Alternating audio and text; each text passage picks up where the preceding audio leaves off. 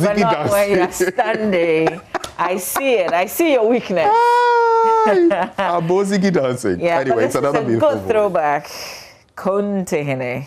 Totally refreshing. I heard it blast and I started asking, hey, who selected that song? Well, your ladyship actually selected that. But it's another beautiful morning. Thursday is here. It is. And, sometimes when the week is creeping to an end, you get so happy. And then the weekend comes. The weekend coming for me, the way it looks, it's fully, I wish the it's fully loaded for all of us. There is no rest. There's nothing like rest, really.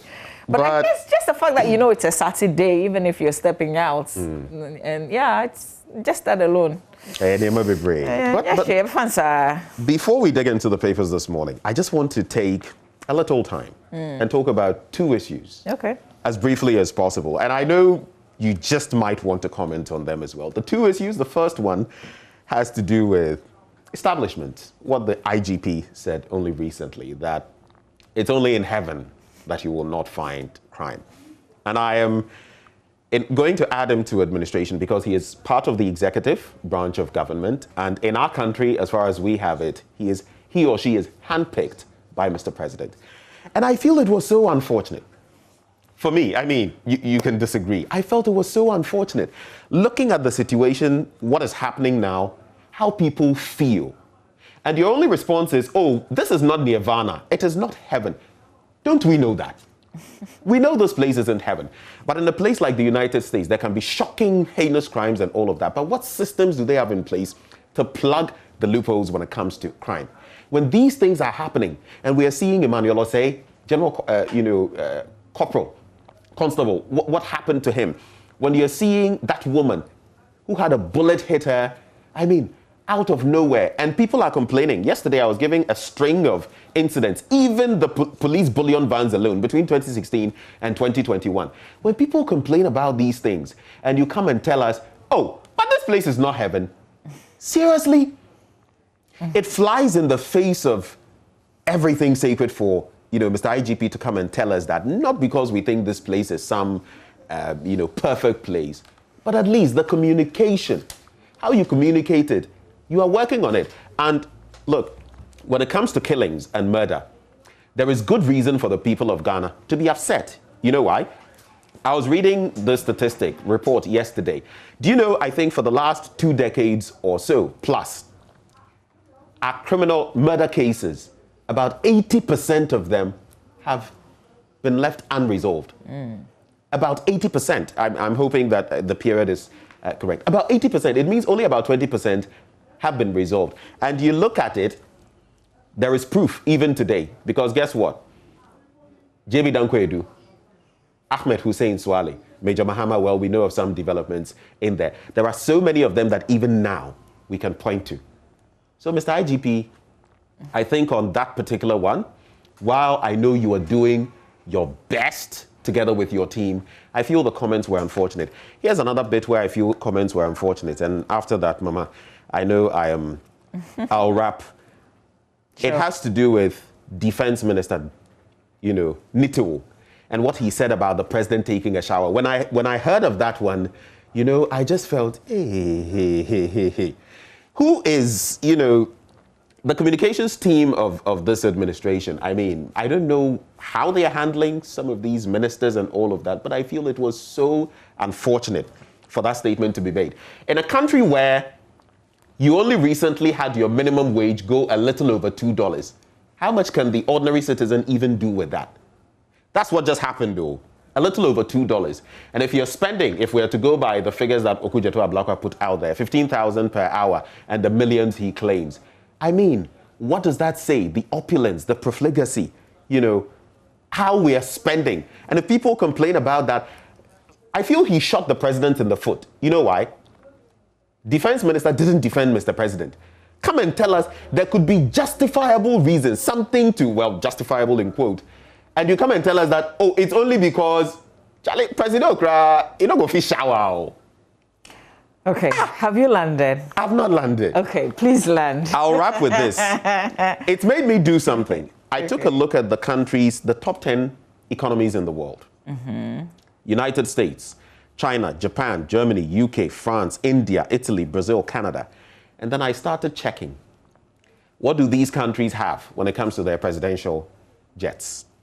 The US, as of 2019, I've not got current statistics with what Biden is using, but Donald Trump's plane cost about $220 million. It had about 4,000 square feet of space, a large office, gym, bathroom with a shower inside, and a conference room. But this is the United States, mind you. It might surprise you to find out that the Chinese president, Xi Jinping, doesn't own his planes, at least as of what information I have. The two Boeing 747-400s are vetted by security, refitted with a living room, bedroom, and office when the president needs to fly. But they are reverted to regular passenger flights by Air China for the rest of the time. Here's an odd one, because when you look at them, you would find Zimbabwe in there with a flight that cost, the Zimbabwean people about $250 million. That is a rare example. But the point I'm trying to make is, you look at even the world's biggest economies and the sort of planes their leaders are using. And you come to us in Africa with our minimum wage, with our lack of health facilities, with how COVID has taught us that our economies are, and we justify this, say, Presido can't shower. How long is a flight from here to France? I'll leave it there. Okay, so I wasn't going to say anything, but when you touch on the last issue, then I was going to make a comment on it. So here's what I think. When you talked about the China one, you described the plane in such a way that it is refitted to so use it's fitted as and refitted, depending exactly. on when there is the need. So that is what we don't have as a country. And I think that if you take all the other commentary out of the presentation of the defense minister, and I wish that it has stayed that way without the other commentary, then I guess, we would have all been thinking about the fact that the statement that he's basically making is that the Falcon is serviceable. However, depending on where the president is traveling to, he may not be able to use it. And apart from that, the Ghana Air Force is also requesting for a bigger aircraft because we have a lot of executive travels. And executive travels is not just the president. It's a lot of many other people that he also did ministers mention. Sometimes have to fall on that. And then we also even have our own army that goes on missions. They go on peacekeeping missions here and there. We have our footballers, the Black Stars. We've got the satellites. We've got a lot of other things that we can do. And sometimes other people also charter our planes. So you have the UN, for instance, make a request to use our plane and they pay.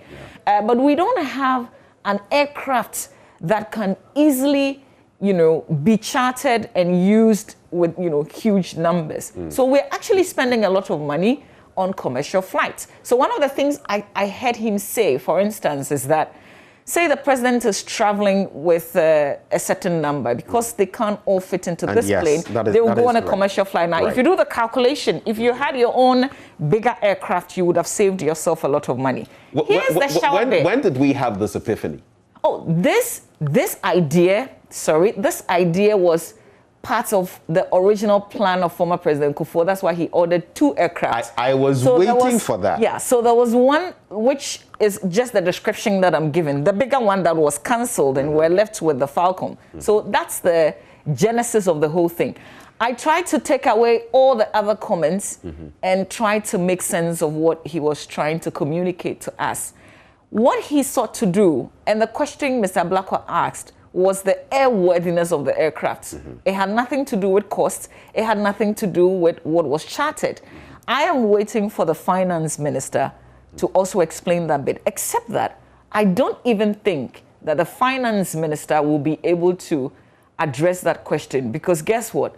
I have a feeling that this was misdirected, because the presidency has its own budget. And I feel like maybe the chief of staff, when the executive's budget, that which has to do with the president's travels and the rest, come before Parliament, they're going to strike it down from the minority end. They are not going to sanction it, just to chip in. Okay, I think straight away it should have been directed at the Chief of Staff. We've had a Chief of Staff come into Parliament before to explain. Because I don't know how much we will get from the Finance Minister as well. Because from the Defense Minister, all he's telling us is, listen, the plane is airworthy. However, we can't use it under certain circumstances. And in addition, we actually need a bigger aircraft. I totally agree on those points. But 2 quick points to make. The Acropolis flight that we chartered for £15,000 an hour. Did we? Is that what it is? So to speak, I always reference what Okujetua Blakwa said. Of course, there are further investigations into even the sum of money and all of that. But I'm saying, if we did that, did we need that sort of luxury? I mean, because this is top of the range and it comes with its own cost. Did we need that? Did we really need that? Because then we are basically having to cough up more for someone's comfort. I'm not saying that our president, the first gentleman of the land, should not, be protected and all of that. But this level, when people are going through what we are going through, and when our minimum wage is what it is. And secondly, that's why I was asking you, since when did we have this brainwave, this epiphany that we needed? I mean, you remember even the Rawlings era. These conversations have been going on all through. A presidential jet, one fitting, and when people, there are travels, countries who go to the G7, G8 summits and the rest, they make preparations. In fact, for some of those, there are, per my readings, research that I did, specific aircraft, to protect them because these are the world's, biggest leaders, so to speak. It's totally understandable. But since when did we arrive at that epiphany? Did we not realize that government business, to handle it, we would need an aircraft with larger space and all of that? Are we now coming to that epiphany? And is the solution going to rent at that cost? I know in recent times when he went to Burkina Faso, well, after the backlash, he used the presidential jet. But how long have we known this? And why have we waited to this point? When someone reveals this, then we come and say all these things. To be fair, that aircraft has been used several times, as in our local Falcon. Oh, no, I'm not saying it hasn't been used, but I'm saying that right after the barrage of, comments and all of that, the next time when President was going to Burkina Faso, he didn't use, any Acropolis, whatever. He went with the presidential jet, didn't he? Okay, so this issue will definitely not go away, but it will be good to have conversations around this and listen to the side of the Air Force as well. After all, whatever we buy, whatever we own, will be for the country. They're holding it in trust. Buy something good once and for all. It's like having a phone with the screen messing up and you keep fixing the screen. And in the end, the screen is costing you more than getting a new phone. But isn't that the political thing that we do to ourselves instead of getting Just get the thing. Yeah. Just get the thing. But here, we're here. We're here because something was cancelled apparently. And so, yeah. Okay, so let's do the newspapers. I think Benjamin Akakpo is a whole newspaper, maybe two. So I'll start with the Daily Dispatch newspaper. Still on the back of the issue that Benjamin raised, Minister of Defense explains the president cannot use the 11-seater jet for longer trips in this COVID era. Winneba to host 2 major ECOWAS meetings. That's certainly good news for the people of Winneba. The Member of Parliament for Efutu is absolutely excited about this one. So there's one in July, and it is meeting of the ECOWAS Parliament. Then in September, it will host over 200 international dignitaries, including members of the ECOWAS Parliament, for an extraordinary meeting. Details of the 2 important meetings are for now scanty. I guess the people of Winneba are simply excited about the fact that they will be hosting these major ECOWAS events. It will also bring money to the place so they can get ready. July is just around the corner. We bought expensive COVID-19 vaccines out of desperation, according to the health minister. Okay, that's it for the Daily Dispatch by way of headlines. Let's check out the Ghanaian Times. Agenda 111 projects. Work on 35 hospitals starts next month in fulfillment of the president's promise last year. Details on page 16. Here's one that will definitely interest you, Mama V.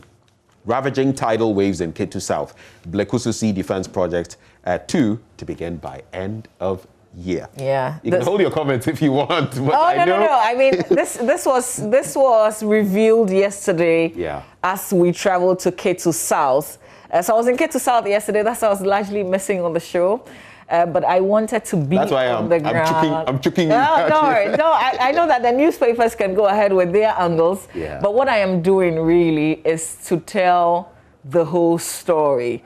And so my piece will be out on Monday. It's a feature. Yeah. And because we went to one of the communities in Keto South that's hardly hit, you know. And my cameraman, for instance, Fruits, he had an accident. He had a little issue because of this erosion. Wow. Because, you know, you can step. And then it's. Yeah, and that's what happened to him. But thank God, you know, it wasn't fatal. But. So if that happens to even you getting into the community, then you can imagine what those in the community are facing. And it's been raining as well. So yesterday as we were there, it rained for a while. So the people are dealing with a lot. It's actually a lot, very painful really. But I was excited that at least the minister went there. And he didn't just go there to meet a group of people. He actually took a tour. So he walked from the section where the first defense project ended. You know, there's a first phase. And what they have to do is to extend it. And so he appreciated that and then walked to a bit of the point where they have to continue and the kind of havoc that it's done to properties, homes and properties. People can't use the beach any longer. I mean, it's not a safe place really. And it's when you are in the road, you know, I had been reading before I went there that the sea is almost capturing the road and you can see it. The road is so close and there are homes that I don't know whether they have to evacuate them or something because they could wake up in the next week or two. Yeah. And it's horrific. You see, the paramount chief is tired. So yesterday he said that let this be the last time that you will come and say something to us. Oh. Let the next time be the time when you are actually coming on the ground to work. And you know, that's becoming the picture. Even when I went around on sanitation drives, people tell you, media for bahasa, but we must continue doing this. Yeah, and that's how we bring about it. I appreciated the comments of the minister, by the way. It was really, really good. Yeah. Parliament approves first batch of deputy ministerial nominees and 9.9 million workers without insurance or pension. That's according to the Labour minister. Then on the back page, government announces 2021 closed fishing season, cautions against sale of spoiled fish. That's it for the Ghanaian Times. Let's do the daily guide. On the front page, Ben has already mentioned 12 deputy ministers approved, but Agrada convicted, fined 36,000 Ghana cedis. 36 there, but I mean, does she double? Or like, 36 is nothing, is it? I mean, for her. So popular fetish priestess turned evangelist Patricia Siedueke Nana Agrada has been fined an amount of 36,000 Ghana cedis by an Accra Circuit Court. This was after she changed her plea from not guilty to guilty, and the court convicted her accordingly on the charge of charlatanic advertisement or charlatanic advertisements contrary to Section 137 of the Criminal Offences Act 1960 and another charge under Section 110 of the Electronic Transaction Act. And the background, the Sikagari, the dramatic shifts, the trial, all of it here. I'm just saying that I don't think 36,000 is a lot of money for her to. Do you know how long she went on with those charlatanic adverts on her platform? Yeah, and she gets 36,000. Okay. Well, appeals court bounces opening Agongo, except that we don't have an appeals court. We have a court of appeal. GAF requests new presidential jet CC. This is what I was hoping that it would end with, like, you know, not all the other drama on the side. The Ghana Armed Forces requesting for new presidential air. Can we hear, you know, the Ghana Armed Forces, as in themselves, speak to the... Of course, the minister is head of that. But when the Minister of Defense has come to put out what he has, I mean, what else? No, sometimes I feel like maybe the technical people can also explain, except that the fear is that they will be dragged into the politics. I mean, the minister can take the hits. Which is why I think they really shouldn't. The minister can take the hits for the politics, but I think the Parliament, if Parliament wants to understand the challenges and you know, a justification other than what has been said, they can extend an invitation. Yeah. Oh well. Okay, and then Baumia unveils Kufuor's art collections. That's on page 6 in the paper. News one pull out. Do we have anything in the center spread? Here we go. Hey, I find telenovelas on Ghanaian TV offensive. That's the first Deputy Speaker of Parliament, Joe Wise, saying there. Jennifer Lopez kisses Ben Affleck in public. Well, you know, they are back together and they've been... That's a long time since they broke up. And yeah.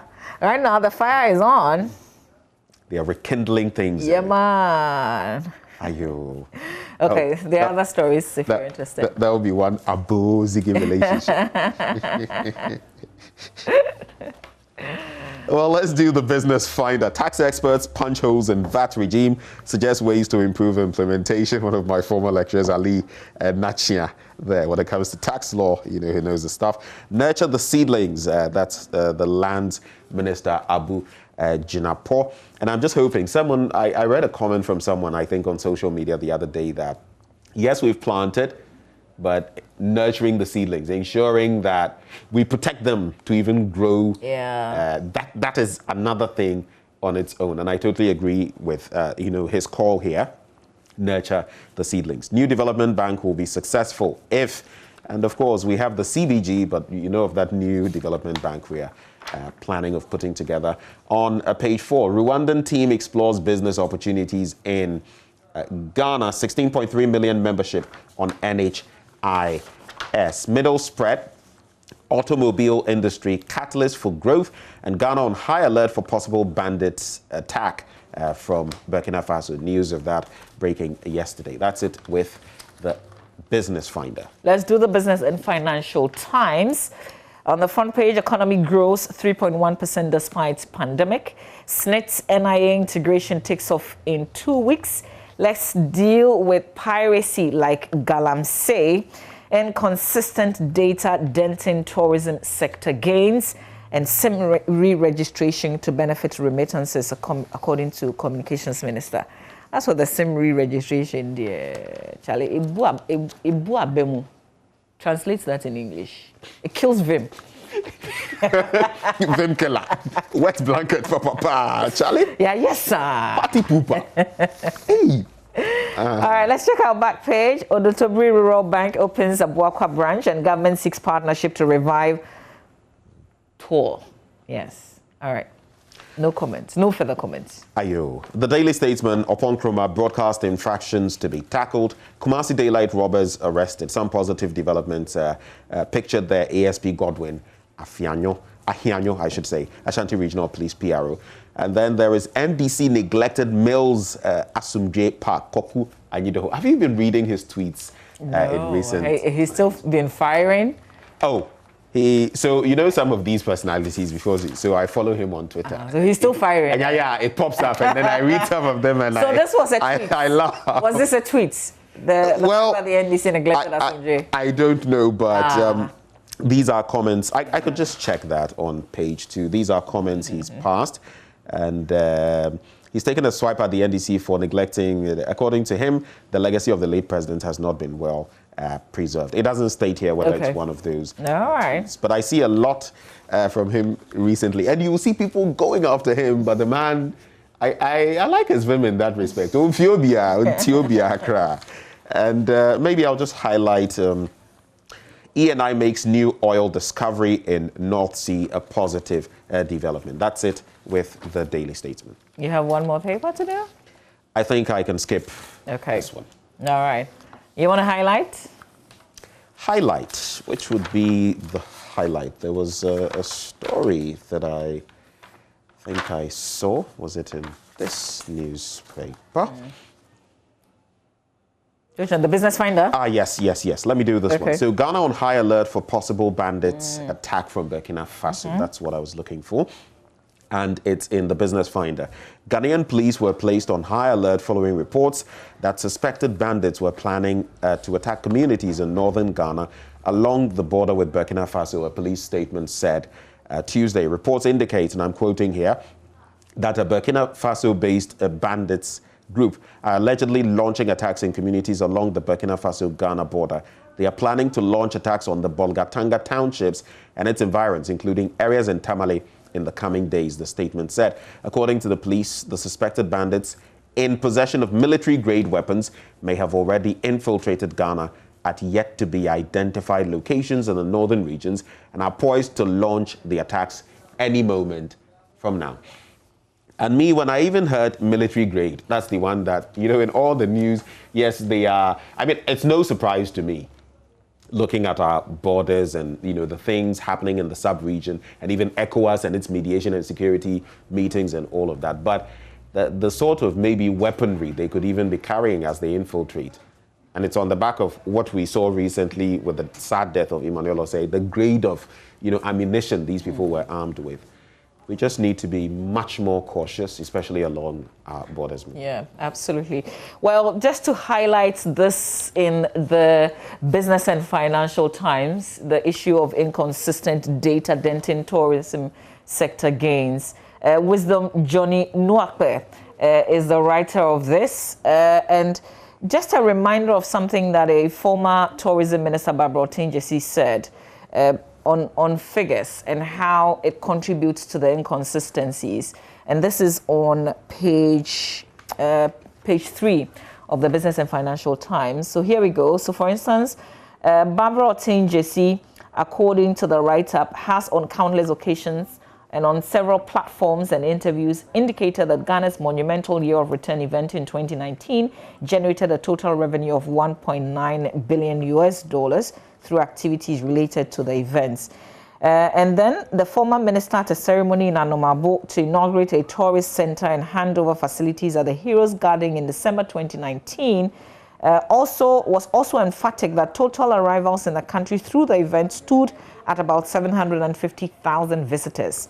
But the Ghana Tourism Authority also stated that at about 763,545 visitors came to the country between January and September 2019.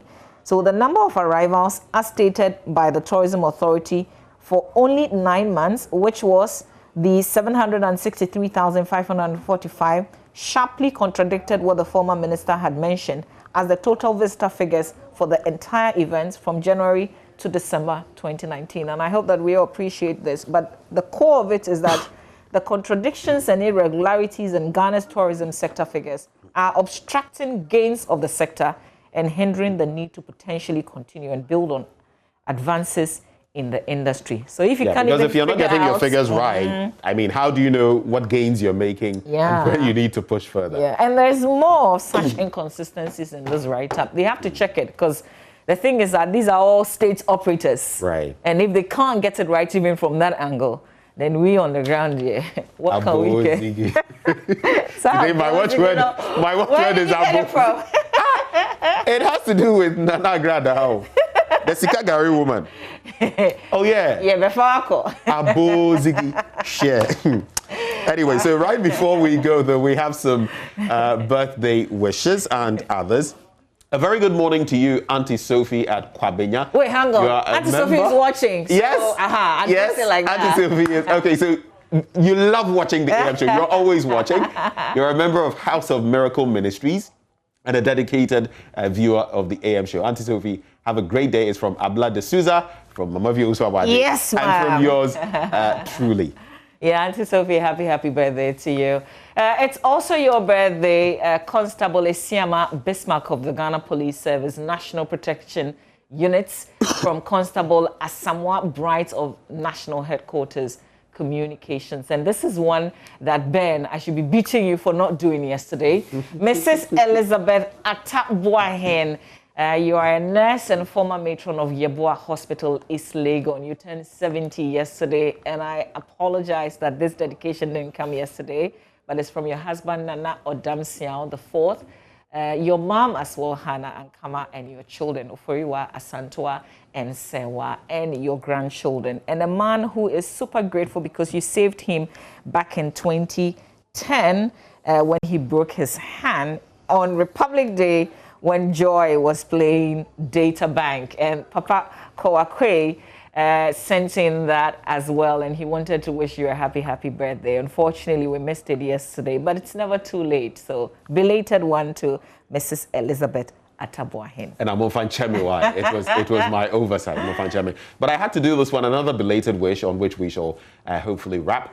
Belated happy birthday to Frank Kweku Boateng is from Hilda Amenyo. My apologies, Hilda. I couldn't do this yesterday on the back of time, but a belated happy birthday to you, Frank Kweku Boateng, is from Hilda Amenyo. And from me as well. Do have a wonderful celebration. I hope you enjoyed yourself yesterday, though. I think there was a big one also that came through yesterday. It was the 50th birthday of Mr. Daniel Macaulay. And again, I'm blaming you, but no, this one, this one, don't lay the blame on me. Good morning to Mr. Robert Coleman. And of course, Wembley Construction. I saw the vice president. I heard him giving Wembley heavy figures. Yeah, man. You're doing wonders. So congrats to Wembley. We've got plenty of stories on myjoyonline.com. Do make time and explore. When we return from sports, though, Ben, it's an offense not to report an accident if you're driving. Charlie? God forbid. And I am seated in your vehicle and there's an accident. Even if we knock an animal down and it's not a bird, you have a responsibility to report. But I also, as a passenger in your vehicle, I also have a responsibility. And if we don't? Yeah, the law will deal with us. So a person like that was fined and he couldn't pay the fine. So he ended up in prison. Yeah, it's a big lesson to And it's a common thing, actually. You know, sometimes when people look at, Charlie, the stress you will go through and the police involvement and everything, Charlie, make we sort them out. And you think, what did I knock down? An animal. Yeah. It's going to be very insightful. Animals Stay tuned have rights for that one. But coming up next is Sports Tuesday.